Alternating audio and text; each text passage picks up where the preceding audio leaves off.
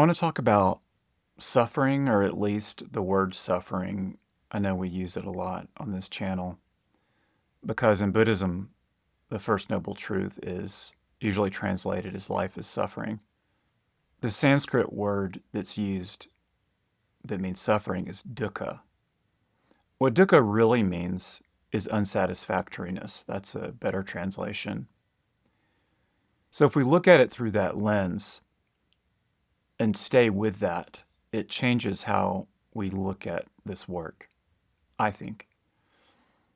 Usually we think of suffering as some kind of pain, like some kind of torturous, terrible pain, like losing a limb or having surgery without anesthesia, God forbid. Something really, really painful, like that's suffering. And we think, I want to avoid that. Well, of course you want to avoid that. Your body mind wants to avoid it naturally. It's natural to avoid putting your hand into a fire, for example. So that's just common sense. Since dukkha really means unsatisfactoriness, I want to unpack how that works in daily life a little bit. What it really means is as you're going through your day, you'll experience things, and dukkha is a sense of, is this all there is, or something's missing, or this isn't quite right. This isn't perfect. And it could apply to just about anything. We get up in the morning, we look in the mirror, we look at ourselves in the mirror, and maybe we don't look our best. Now, when I say best, I mean it in a certain functional way, like aesthetically. There is a sense of aesthetics when I first crawl out of bed and my hair's a mess and I'm looking in the mirror, I'm like bleary, and I don't look my best in that moment. And that is kind of a judgment, but basically, if I want to sit in front of this camera and record a video, I'm going to take a shower, I'm going to coif a little bit, I'm going to try to look my best. And it's just a purely functional thing. And it's always imperfect. We try to look our best, but no one is perfect. And we look on the internet and see these pictures of celebrities and models and so on who've had surgery and little procedures and makeup, and then the retouching and the AI adjustments and effects, lighting and so forth, makes it look perfect, but it's never perfect. There's always a sense of, could be better, something missing, something like that. In the domain of functioning, really all we need is good enough, because it's never perfect. Whatever we do, it's like you're playing basketball and you shoot a jump shot from past the three-point line and it just arcs perfectly, just swish right through the net. There's a sense of perfection with that and satisfaction, like, yes, that was a perfect shot. And yet it passes, so then you're on to the next thing. That, quote, perfect shot is gone. I mean, was it absolutely perfectly centered in the hoop? Who knows? It's more of a feeling of satisfaction of something well done. It's always going to be off a little bit. So this sense of dukkha is part of life, and nothing's perfect. There's no such thing as a perfect circle, perfect triangle, perfect square. Those are all purely theoretical. Because if you find an object that's one of those shapes and you zoom in on it with a microscope, you're going to see it's going to look like hills and valleys. It's not going to be perfect at all. It's not a perfect line, straight line, any of that. So that's purely conceptual. So I look at myself in the mirror in the morning. I'm like, I don't look my best. That statement, I don't look my best, is a convention. It's basically we're saying the person could use a little grooming. And it serves a purpose, a relative purpose. Like I want to look my best so I can record a video, or so I can go downstairs and meet my friends or something like that. It's never going to be perfect. Dukkha comes in when we judge ourselves, or we judge an experience, or judge any object, person, place, thing, thought, feeling, sensation, situation, location, time and space, causality. There's some judgment about what's going on in the moment. So I'm looking at my face in the mirror. I first get up in the morning. Oh, I look like shit or something like that. There could be some, what I call put some stank on it. Like the mind's going to be like, oh, I should look better. The first thing is the word I is being attributed to the body.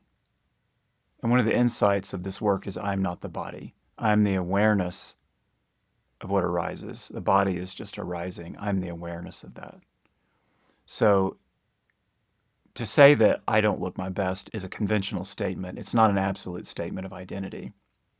And that sense of imperfection causes a sense of, it could be sadness, it could be fear, like, oh, I don't look my best. And then there's this sense that I should look better. I'm not good enough. So the I is being attributed to the body in the first place. And we know that the aesthetic presentation is always slightly imperfect, at least, especially in person. And the fear comes up because we think it's not good enough or I'm not good enough. That's ego. So I'm the body, body's not good enough, the body should be better. That's the judgment. And then we feel fear, we feel sadness, some sense of inferiority. I'm not good enough, all of that. That's where it comes from. And that's how we start our day. It's a theoretical situation, but I think it's one that many of us can relate to. So maybe we brush our teeth, splash some water on our face, run a comb through our hair, something like that. We're looking a little better now. And then what do? We get on the scale. Maybe we've been eating more lately. We get on the bathroom scale. I put on 10 pounds. Again, I put on 10 pounds. It's the body. I'm not the body, but that attribution of I, again, makes it feel like I'm not good enough. I should be thinner. I should be fitter. Maybe we have a more advanced scale that measures body fat percentage, and that percentage is higher than we'd like. And we think, oh, I should lose weight. So these judgments start coming in. There's an experience of self, an experience of the body, of the person, of the mind. And the awakened perspective really is that whatever is arising is an appearance. It's not ultimately substantial. It has a relative appearance, a relative significance, like the body. It's relative because it's used for things. It's always in relation to something else. So like I have arms so I can hug, for example, or so I can lift something. There's always another person, another object that it's relating to. That's why it's called relative. The absolute of me simply is. It's the absolute truth of who I am and what is in this moment. There's only this moment ever. It's absolute and it's formless. So there can't be any judgment applied to it. There can't be any sense of imperfection because it is absolutely perfect. It's absolutely free, and there's a fullness or satisfaction to it that when we become aware of it as our identity, as our true I, the mystical I, the I am that we are, that is satisfying. So the awakened perspective starts with that. So we might get up in the morning and see our face in the mirror and be really clear that that's the body, that's the mind, that's the emotions, whatever's going on. And the judgment doesn't arise because there's a fundamental insight that whatever arises, especially when it comes to the body, let's just focus on that for a minute. I'm well aware that the body's always going to be slightly imperfect, at least slightly imperfect. At times, it's maybe more fit. At times, maybe it's less fit, or it looks more conventionally attractive or less so. Sometimes it's really healthy. Sometimes it's sick. It's always going to be slightly off. And the I am says yes to it because it is. The fundamental truth of our experience is what is should be because it is. And there's nothing else in any given experience, what's happening right now is the absolute truth of what is, because there is nothing else. We may have ideas about other things, fantasies, projections, hallucinations, memories, hopes, fears, and all of that, but the very fundamental fact of our experience is that what is is. So the face in the mirror looks imperfect. Yes, not good or bad, but just is. Face is. And then there's a sense of like, yeah, it could look better. Of course. Yes to that. And there's a happiness in that. It should look that way because that's how it looks in this moment. There's such a freedom in that, such a brilliance in it, such a, like, celebrating every nuance of that experience because it is, and that is the only thing ever, is what's happening now. So brush the teeth, run the comb through the hair, splash water on the face. We're embodying it. When I say things like splash water on the face, it sounds like it puts the lotion in the basket, like some weird psychopathic flatness. There's this sense, I am not the body, that might feel like a kind of dissociation. That's not what it is at all. It's not that the body doesn't exist. It's that it's an appearance that we embody. The awareness that we are empowers, energizes, and is reflected in the body-mind. It's an emanation of being. And it's always going to have that sense of imperfection about it. When we allow it fully, the I am that we are is seen to be the very substance of all of that. So we're letting go of the appearance, and in each moment there's this fullness that we are that brings joy and curiosity and humor. To look at your face in the mirror, the ego has a face, but the ego says, I am the face. The witness consciousness says, I have a face, but I am not the face. The face is an appearance within me. It's incredibly powerful, this distinction. So I look at the face, and there's joy in it. There's love in it. My experience of getting up like that is just, it's funny. It's like, what is this? And the answer, the mind just lets go, and there's this brilliance there. And the appearance fades into this infinite joy of being that just is. And that's every experience. So back to the notion of dukkha, dukkha being unsatisfactoriness. If I look at my face, and again, I'm saying it in a certain way, again, ego says my face and I am the face. The witness consciousness says my face and yet I am not the face, because I am pure awareness and the face is an appearance within me and is none other than me. That's different. The face is empty and it's filled with, there's no it.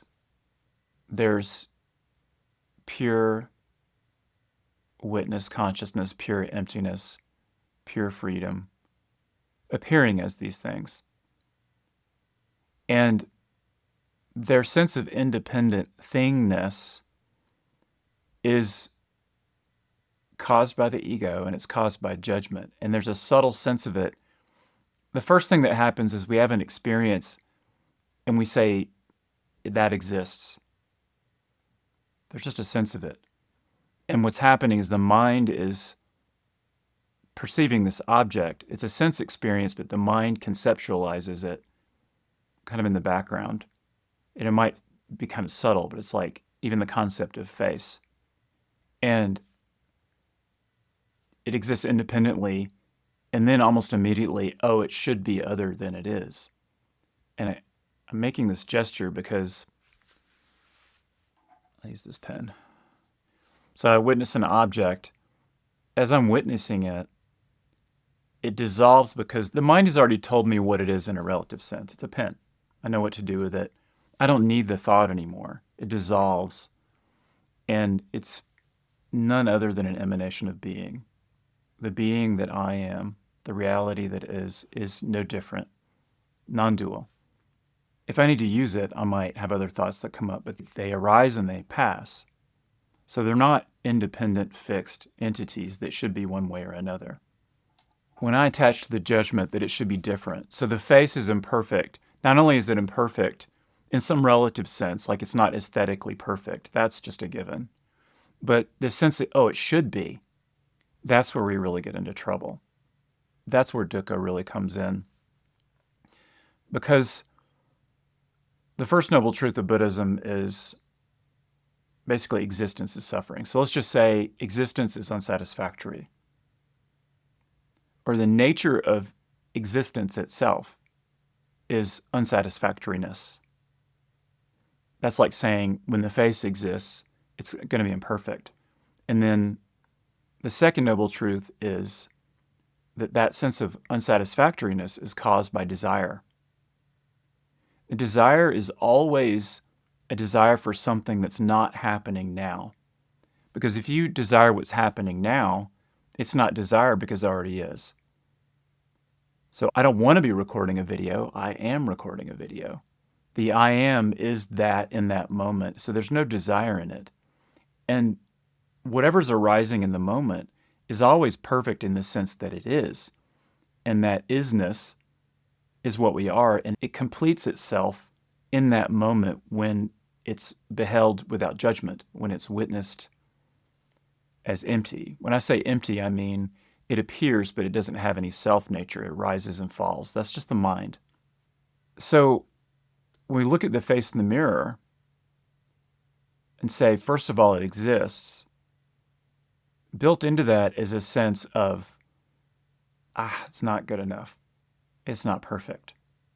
If we can see that and notice it without judging it, that sense that what we experience isn't quite it, the awareness that we are is the one that's witnessing whatever's arising. That's always going on.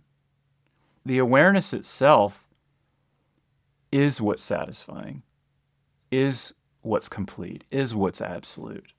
The appearance is always going to be substandard. It's going to be, not quite it, right?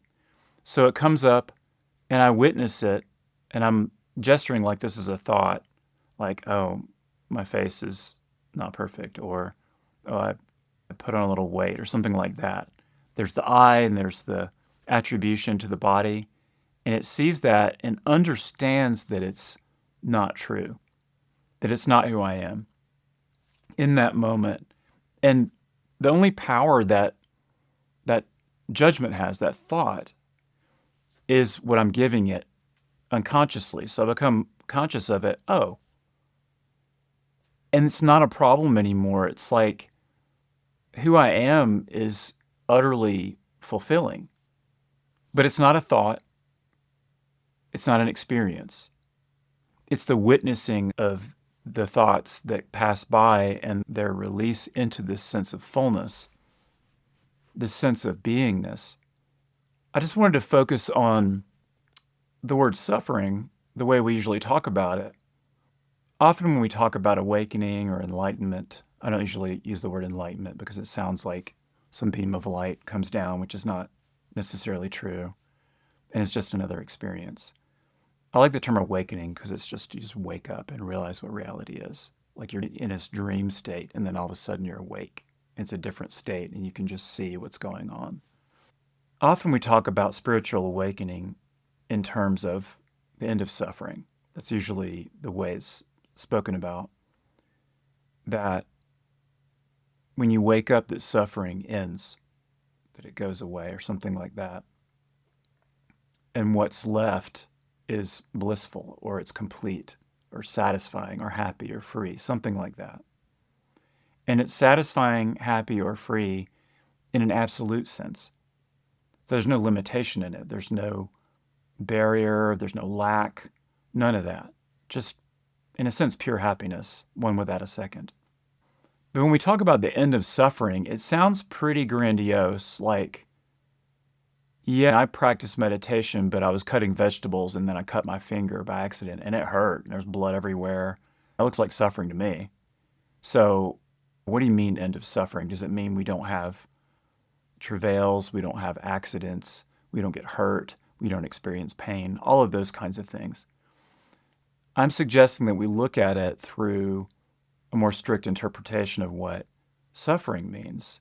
In the Buddhist sense, at least, the term dukkha, it means unsatisfactoriness. So it's almost like you cut your finger and it hurts, but it's not that it hurts, it's that it shouldn't. It's that this is not okay. The mind does that. Like, oh man, this sucks. It's complaining. It's saying there's some kind of perfection somewhere.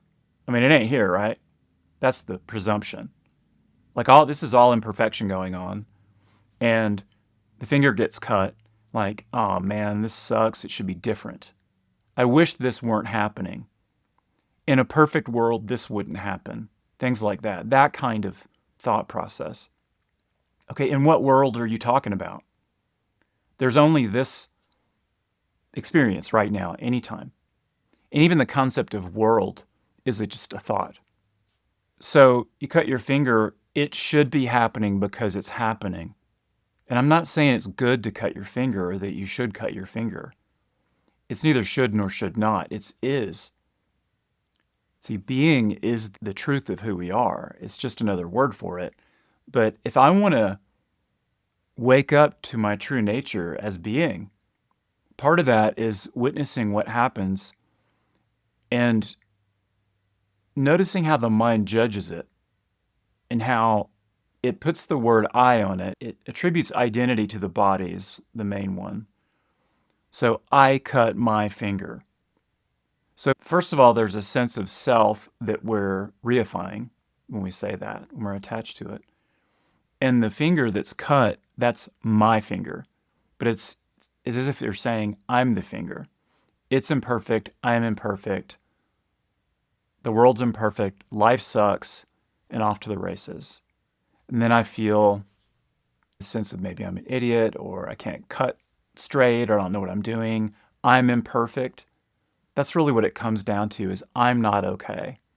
Like, oh, I did it again. And then just this habit of beating up on self. Like, oh, I cut myself again and it hurts. I got to rinse it and go get a Band-Aid or whatever. If it's bad enough, I have to go to the doctor and get stitches. It's unpleasant. And throughout that process, there's a sense that all of that that's happening in the moment that it's happening shouldn't be happening and it's not okay. And that there's some idea, some utopia somewhere else where that doesn't happen. There is no alternate reality. People sometimes talk about alternative facts. You know, there's just truth. There's just truth. There's just reality. There's one reality, and it's happening now. When we judge it, it feels like this sucks, I'm not good enough, that's dukkha. That's unsatisfactoriness, and everything is tinged with not just imperfection, but a sense that it should be otherwise. And the desire part is like, oh, if it were only this other way, how it is isn't okay. See, I'm causing that sense of not okayness by judging it in the first place. And then I'm saying there's this alternate reality that doesn't exist in my mind where it would be perfect or better or something like that. And I'm trapped in that. I'm trapped in my thinking, my judging mind. So I want to suggest that when you hear about awakening being the end of suffering, think of it this way. Awakening is the end of that sense of, oh, is this all there is? When I'm tuned into the truth of who I am, yeah, this is all there is. And it is perfect. Not perfect like it's a polished object that has a boundary and at some point it exists and then it stops and then there's all this other space or something. It's fundamentally who we are. Joel Goldsmith called it the infinite invisible. That's one way to think of it. Just absolute perfection, formless. So it's not a form, not something that we experience. It's who we are. It's the eternal I am that we are. So this idea of ending suffering, sometimes I hear criticism of that construct, the end of suffering. Let's say someone wakes up to reality, they become a teacher like me or other people who have experienced that. And technically speaking, it's not an experience, but let's not get into that. It occurs in a timeless dimension, so there's not something it happens to, and it doesn't take time. Let's say I'm in public doing some teaching, and during a break, I'm walking down a sidewalk and I stub my toe, and it hurts. And maybe I say ow or something like that. That's not dukkha. That's just experience. And as I said, it's always imperfect. So we're always going to be stubbing our toe. We're always going to be cutting our finger with a knife. Sometimes we're going to wake up and see the face in the mirror and, maybe it's seen better days. Maybe it's gotten a little older, whatever that is. That appearance is perfect. It is, in that moment, the gateway to perfection is to accept it as it is merely because it is. And it is all that is in that moment. I am sitting here. I don't have to want to be sitting here. There's no desire. I don't want to be recording a video. I am recording a video, and it is. So it's this habit of dukkha that not only that it's slightly flawed, our experience, but that it should be otherwise. So our desire is that it should be otherwise. So desire is wanting something that is to be different. Or this experience is imperfect, and I'm imagining there's a better one, and I'm going to live in the better one that isn't real. And so it's all caused by the same, I almost want to call it a practice. We do it all the time. So if we practice not doing it, it helps to blunt that tendency and eventually reverse it so that we're accepting our experience, not because it's good or bad, but because it is. That's a fundamental truth. It is always, in this moment, what is. The flip side of desire is aversion, where maybe we're having an experience that we don't want. I've said this before, but desire is wanting what you don't have, and aversion is not wanting what you do have. So those are all forms of judging our experience, not just that it's imperfect or that it maybe could be better. Again, when I get up in the morning, my face, maybe it could look better. That's a relative distinction, but we make an absolute distinction. We take the absolute sense of who we are and we attribute it to a passing phenomenon. That's the first thing we do. As soon as we do that, we feel this sense of lack because we're attaching to something that's imperfect. We're saying, I am that. And then immediately we want it to be different because who wants to be that? The fundamental insight is I am not that. I am not the body. The body is an appearance within me. So its imperfection doesn't bother me. First of all, it's just apparent. If there's a slight ripple on a pond, and I see the sun being reflected in the pond and it looks ripply, nothing happened to the sun. That's just an appearance. There was no sun in the water, and the vibrations on the surface should be like that. And I don't mess with it. I just allow it and it settles by itself. So when the mind is disturbed, it can seem disturbing. If we attach to it, if we say, I'm that, it would be like the sun's reflected in the pond and it's disturbed and we think, oh no, the sun is upset. And so we're constantly having the pure consciousness of who we are reflected in the mind, and the mind gets disturbed. And because we're identified with the mind, which is the reflection of consciousness, not consciousness itself, we try to make it better. We try to smooth it out. And the fact is, it's always already perfect. If we just refrain from judgment, it settles and becomes still once again. And then reality is just revealed in a similar way that a still pond reveals the reflection of the sun perfectly. And we become aware of the source of that reflection. So as consciousness, we see ourselves reflected in the world all around us, not just in the body, but everywhere. it's supposed to be imperfect. It's supposed to be slightly off, everything that we experience, because that's what the mind does. I'll pick this pen back up. When I call this a pen, I'm creating imperfection by naming it and perceiving it as an object that's not me. It exists in time. It'll be destroyed one day. It's like a phantom if we really look at it. And when the name falls away, and I realize that, it's just an emanation of consciousness, it doesn't tell me who I am. It doesn't tell me that the fundamental reality is imperfect. It's like the pond settling, and it just reflects who I am perfectly. There's no judgment. There's no need. There's no lack.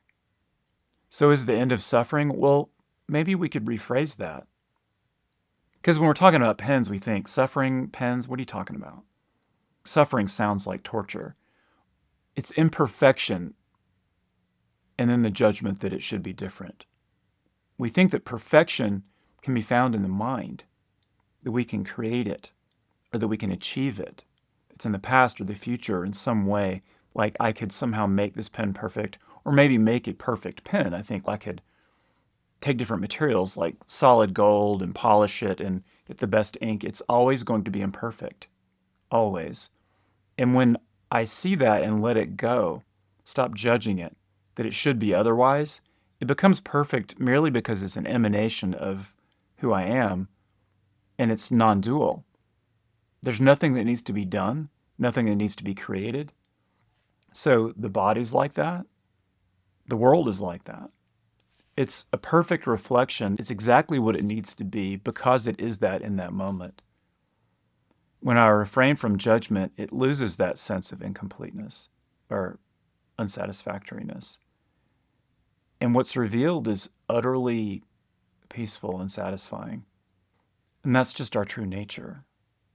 So I just want you to start thinking about the word suffering differently. When you hear suffering in the sense of awakening being the end of suffering, or sometimes we talk about compassion and we say it's an awareness of suffering and a willingness to help relieve that suffering. The suffering is really just dukkha. It's incompleteness or unsatisfactoriness. So with compassion, maybe we have a friend who's caught up in self-judgment, like, I'm not good enough, or, I did that thing again, and they're beating up on themselves. And we give them a pep talk. We say, you did a great job. We're witnessing their being. See, we're aware. We do this practice, and we're aware that the I am that we are is already perfect, and we transmit that, and they start to feel better. So it's that root suffering of I'm not good enough that restores a sense of sanity and peacefulness and maybe hope. We help a friend get in touch with her own inner resilience, her own truth, that primordial truth that we are, that pure awareness that we are. As we witness that and become aware of it and speak to her in that particular way, a compassionate way, she may become aware of her own being to a measure that brings true peace, true happiness. And there's no reason for it in the sense that it wasn't created. It wasn't something that we added. It was a glimpse of reality, of our own being, our own true nature. And in that sense, suffering has been overcome. But it's the sense of, is this all there is that's been overcome? First of all, yes, this is all there is. What is it then that's all there is? You notice, you look. When I judge it, it feels like hell. When I witness the judgment and don't judge that, it relaxes. I sit with it. It becomes more still. And then this peacefulness comes to me. And I don't even know what to say. The world's too full to talk about. It's just a miracle of sorts. So in that sense, we end suffering, but what we're ending is this persistent sense that things should be different, that they're not okay, and that what we desire is what already is, and so there's no desire in that.